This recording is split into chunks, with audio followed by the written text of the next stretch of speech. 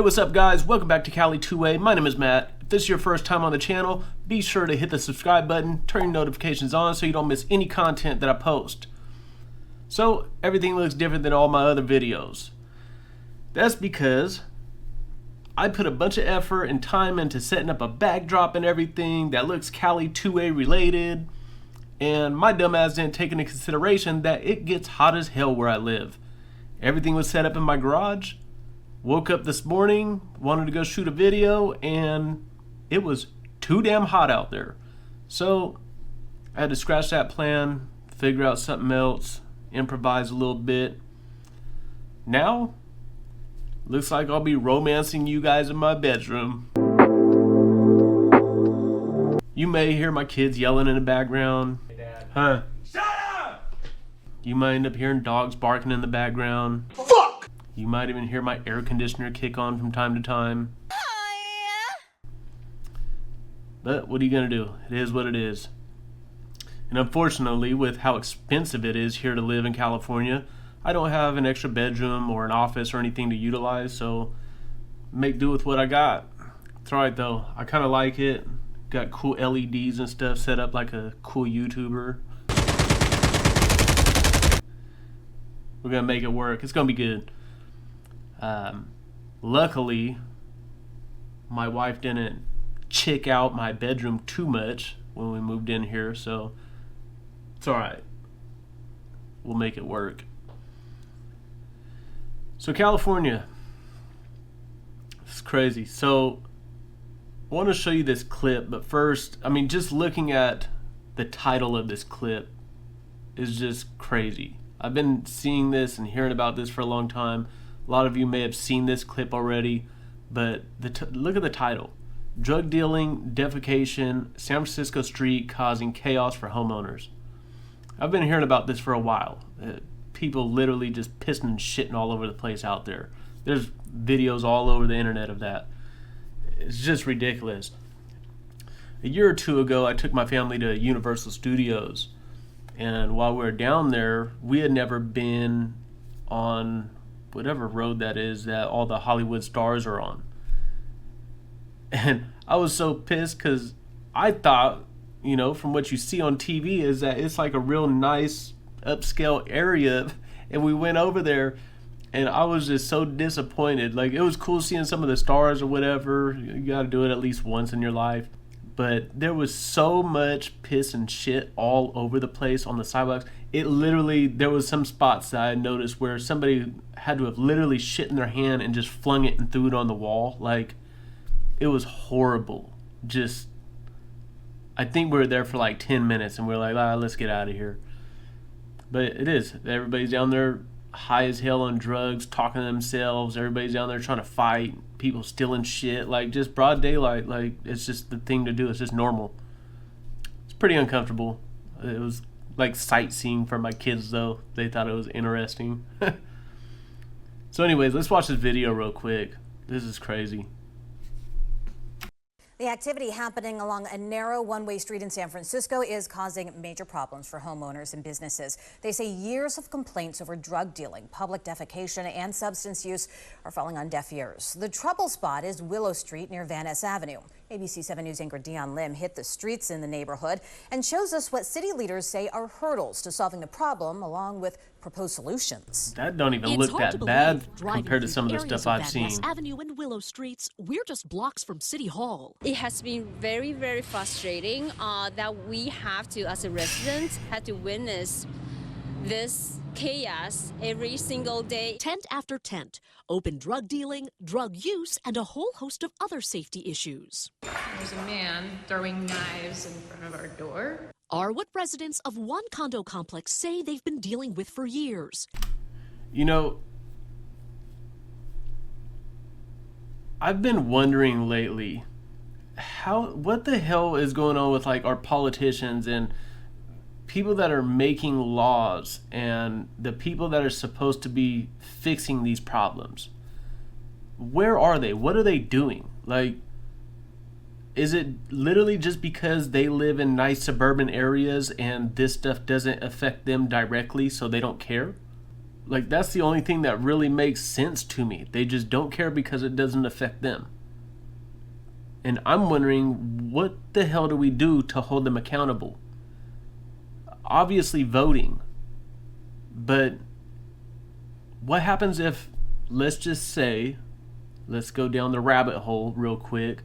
Let's just say the outcome of elections is tampered with, for lack of better words. If that's the case, what do we do? Like, it's getting so bad in LA, it's getting so bad in San Francisco, it's getting so bad in Sacramento, it's getting so bad in all of the bigger cities in California. It's just getting so bad. My hardcore conspiracy theory is, and I know this probably isn't the case, but what if they know something that we don't? What if they know that there's going to be like an earthquake or something and this whole half of California is just going to fall in the water? So they're like, let it go to shit. Like, that would actually make sense. Unfortunately, that would make sense. If they just knew that was going to happen, let these places go to shit. My concern is that some of these cities are going to end up being the next, like, Detroit. You know, Detroit used to be thriving. What was it? Ford or something was out there. And once they left, it just went to shit. And I know a lot of bigger companies and stuff are starting to pull out of some of these bigger cities. And it's just terrifying to think of. I mean, San Francisco is like one of the biggest tourist towns there is in the United States. People love going there. Same with LA. Like, what happens if all the big companies leave and all these buildings and homes and everything just end up vacant and boarded up? And it's just a ghost town. Like, could you imagine, like, somewhere like San Francisco or LA being a ghost town? And just... it's disturbing. Let's keep watching. Despite reporting to 311 regularly, A lot of my neighbors, they have been doing so.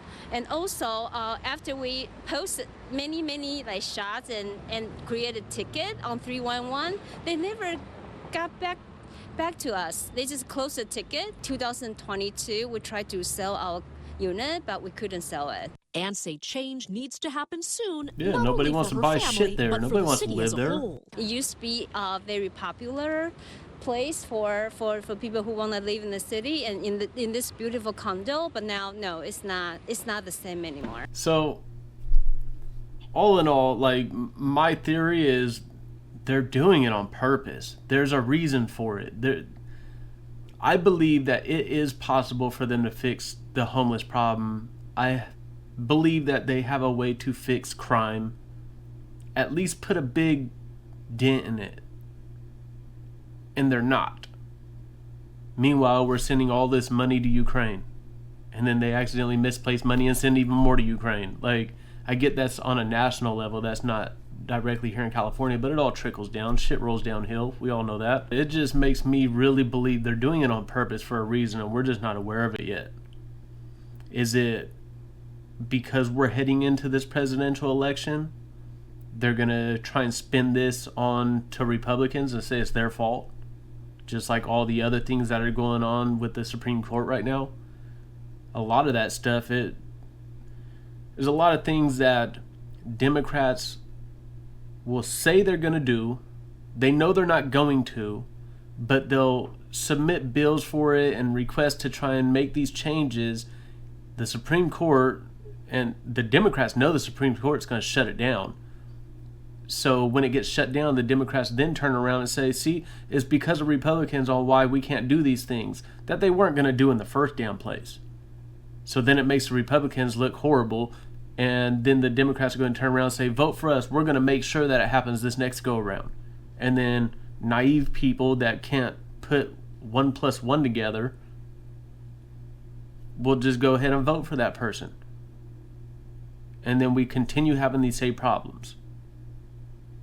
So what do we do? How do we hold these people accountable? Like, from a small government level all the way up to a federal level. How do we hold these people accountable? How do we make anything happen when they are in control of everything? I hate to go to this extreme, but it's making me wonder. I was going to post a video the other day and I decided against it, but I'll speak a little bit on some of my thoughts here. I've been wondering lately, how far away from civil war do you think we are? Like, realistically, are things really not that bad where that might be a possibility? Are we far from that? Or are we getting really close? I really believe if liberal Democrats continue overstepping our constitutional rights, not just the Second Amendment, but all of our constitutional rights, they're constantly taking a little bit and then we allow them to do it. They take a little bit more and then we allow them to do it, and they take a little bit more, and they're brainwashing people into believing it's the right thing to do. At some point, the far right is going to get to a point where they're fed up with it, and I almost feel like civil war will be inevitable. On the other side of that token, if anything were to take place that is non-confrontational, everything is going to be a confrontation. Let me rephrase that. If something were to take place where, without violence, the Republicans took back some strength and some power on a federal level, I truly believe if the Republicans gain some type of power like that the Democrats would then lose their marbles. And again, civil war would be inevitable. So how do we get to an even playing field that has production of good things that happens for us everyday people, where our streets get cleaned up, homelessness gets taken care of, crime gets taken care of, our rights stop getting infringed, and our Constitution stops getting overstepped? Like, how do we get to that point without violence? Now, I'm clearly no political expert by any means. I'm the last person you go to for political advice or legal advice or anything like that. So, not only am I trying to spread this information, I'm also trying to learn as much as possible. So, that's why I ask. Sound off in the comments. How do we get to an even playing field that affects everyday people and gets our streets on a local level and crime and everything taken care of, and on a federal level it becomes an even playing field? It becomes fair. That's all I got for you guys today. Make sure to subscribe, turn your notifications on. If you like the video, hit the like button, comment down below what you think. Make sure, take care of yourselves, look out for one another, protect yourselves and your family and the ones that you love at all times, and I'll catch you guys on the next one.